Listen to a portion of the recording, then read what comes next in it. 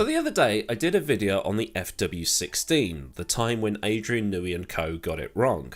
Although they did get it wrong, it seems that the complete stripping of electronic aids for 1994 and announcing that mid-season of 1993 when the teams were mostly through with designing their cars for that following season, well, it all adds up to a mistake that F1 will have to live with forever. Now obviously this is 1993 going into 1994. Simulators, data loggers, data analysis and computer-aided design weren't as advanced as they are now.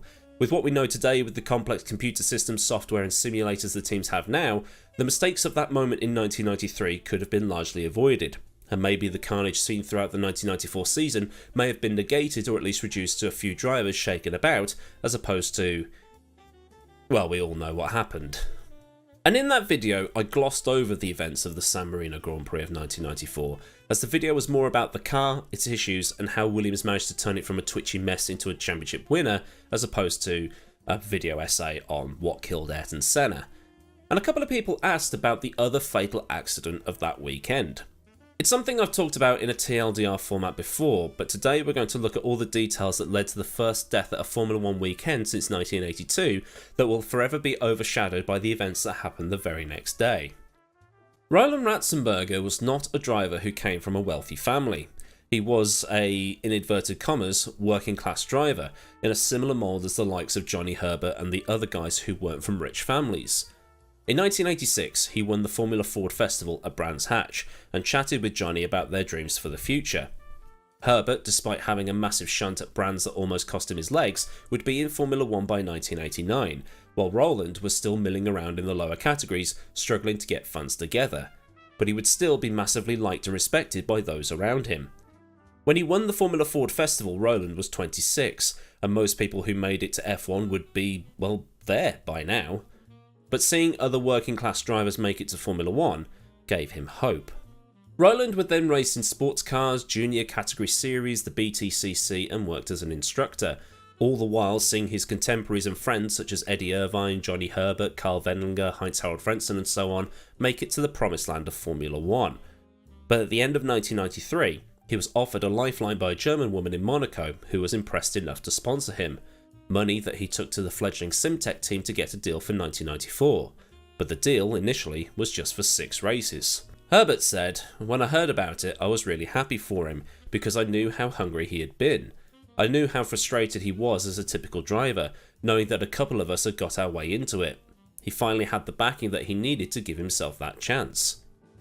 When I saw him, I remember giving him a bit of a hug and saying, "You've made it." He said, "It's been a little bit tougher for me than you." He was probably the very last one who had been his own mechanic working on his Formula Ford car who got to F1. Simtech was a team operating on a much smaller budget to those around them. They were probably the team with the smallest budget on the grid.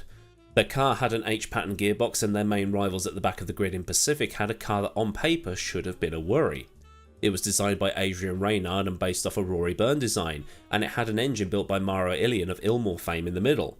But they didn't do anything in the way of wind tunnel testing and the Ilmor engine was underpowered. If anything, the PR01 was the 1993 Benetton without any of the data required to run it. But as it was in the first race at Brazil, one Pacific and one Simtech didn't qualify, Ratzenberger's car being the Simtech that finished out of the top 26. 28 cars went into qualifying but only 26 could start, so 2 cars had to go. These days, if you don't make it into the top 15 in qualifying, no big deal, at least you start. Those 2 cars and their drivers would have to watch from the sidelines. But Roland, having worked with very little almost his entire career, knew how to make the most of what he had, and get it to work. But Roland and his teammate David Brabham were able to get the car on the grid at Aida for the Pacific Grand Prix, and the Simtech team felt things were on the up. But then they headed to Imola, and his sponsor was thinking of extending the funding too. On the Friday in practice, Roland was having issues with the brakes, and to make sure it wasn't just a skill issue and an actual problem with the car, they sent out Brabham in Roland's car to make sure. Brabham, the son of 3-time world champion Jack, said, "It was not the best scenario for either of us to be in, trying to do F1 with a small team with very few resources. He was struggling a bit in terms of getting the best out of the brakes. He kept complaining about the brakes. He didn't feel they were working properly. On the Friday, I jumped in his car just to verify what was being said because I had more experience with those kinds of brakes. And they were shite basically, and what he was complaining about was absolutely right." With new brakes, Roland was now confident in the car and was happy with it. He probably wished it was as competitive as the Benetton that Schumacher had, but being in a Formula 1 car in a Formula 1 Grand Prix was the dream. It was only his third race weekend. He was also only a few months younger than Senna and 4 months older than Damon Hill. Senna was in his 11th season and a 3-time champion. Hill was in his 3rd season and would go on to win the championship. Imola was a very different beast to how it is now. While there was a chicane right at the end of the lap, the run from the final corner up to Tosa was totally unrestricted. The long left-hander at Tamburello, the fast right-hand kink at Villeneuve, and then drivers would slam on the brakes for the left-hander at Tosa, approaching at speeds in the region of about 200 miles an hour. Tamburello had seen its fair share of shunts, most notably Gerhard Berger going into the wall in his Ferrari and it bursting into flames. It must have been exhilarating, but at the same time, terrifying. Also in this period, the curbs, as I've talked about in previous videos, are very much like the curbs you see outside your house. There to basically tell drivers, here is the edge of the track, and you are likely to bend your steering out if you clattered one too hard, or broke your suspension if you tried to use them like the drivers do today. One of these curbs on the exit of the Variante Bassa chicane towards the end of the lap had caused Rubens Barrichello to get air and crash, injuring him and taking him out of the weekend. On the Saturday though, qualifying went on as normal. Roland only had to beat one of the Pacifics to get through to the race, but at some point he'd had a minor off that caused him to check whether the car was okay. He got back on track, slowed down, and gave the car a bit of a wiggle to make sure the steering was all in check before getting ready to have another attempt at a flying lap. Something most other drivers would have done at the time and probably would now. Abandon that one lap, get your head straight, and go again, especially with so little time these days to do so. He came through the final couple of corners and put the hammer down to start the next lap. Less than 30 seconds later, the red flags were out. TV cameras showed a wrecked Simtech sitting in the middle of the track with its driver motionless and his head limp off to one side. The car had struck the wall on the outside of the Villeneuve kink with such speed that the car bounced off the wall and ended up in the middle of Tosa Corner, which is probably another 200-250 metres up the road, which is mind-boggling in itself. So how had this happened? In the video I did talking about Multi 21, I mentioned how Alonso had tagged the back of Vettel's Red Bull and the team had left him out, only for the front wing to come off and get stuck under the car. The same thing had happened here. Roland at some point had hit a curb, probably when he went off on the previous lap, and as the downforce on the front got more and more and more as the air rushed over the front wing, the forces were too much and the wing snapped off and got stuck under the front wheels, therefore making the car impossible to control. The car went straight on at Villeneuve and slammed into the wall. Roland was killed due to a basilar skull fracture, the same injury that would claim the lives of 4 NASCAR drivers, including Dale Earnhardt, in the space of about 9 months during the latter part of 2000 and into 2001. As Roland hit the wall, the forces caused his head to whip forward so violently that the base of his skull became fractured, and he'd also suffered blunt force trauma to the head and a ruptured aorta. I'm no medic, I'm not a doctor, I'm not any qualified medical professional, but you would have to wager that Roland was dead before that car came to a stop. The numbers are mind-numbing. He hit the wall at 315 km an hour, which is 196 miles an hour, and the crash registered at 500 G, which, to this day, is still the highest G-force crash in Formula 1. For reference, Kenny Brack, the survivor of the highest G sustained by a human being and survived, came out at 214 G. Barrichello the previous day was 94 G. Luciano Berti at Spa a few years down the line, 111 G.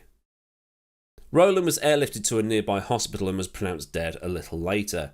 The team was informed of his passing by Bernie Eccleston, and while absolutely distraught, Brabham made the decision to race on the Sunday.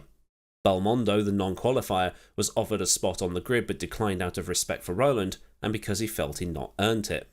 The drivers all knew something bad had just happened. Hill was one of the next cars to arrive and saw everybody around the car, and noticed that despite all the people around the car, nobody was attempting to get the driver out. Brabham came round and was able to see into the car and just knew.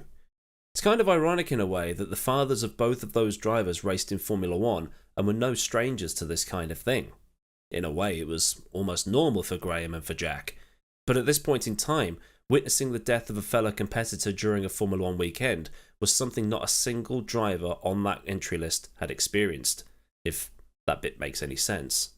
After the accident, Senna commandeered a car and drove to the accident site as he wanted to see for himself what had happened. There's footage from the time that shows Senna seeing what had happened and walk off visibly shaken and upset. What's even crazier is that the authorities were more concerned about the fact that Senna might have violated some regulations over the fact that a driver was just involved in a serious, later fatal, accident. Only 5 drivers attended Roland's funeral: Brabham, Karl Wendlinger, Gerhard Berger, Johnny Herbert, and Heinz-Harald Frentzen. Also present was FIA President Max Mosley, who said, "Roland has been forgotten, so I went to his funeral because everyone went to Senna's." But there is one more thing I learned about while putting this together. One of the drivers that raced with Roland in Japan was a driver called Anthony Reid, a Scottish driver who raced in the BTCC during its Super Touring years. While testing at Fuji in 1993, Reid got a tank slapper going through a corner called 100R and spun, hitting the barrier so hard his crash helmet came off and the car launched 20 feet into the air. The car landed on the track upside down, with Reid sans helmet. Roland was the next car to arrive and the Japanese marshals did nothing because they automatically assumed that Reid was dead.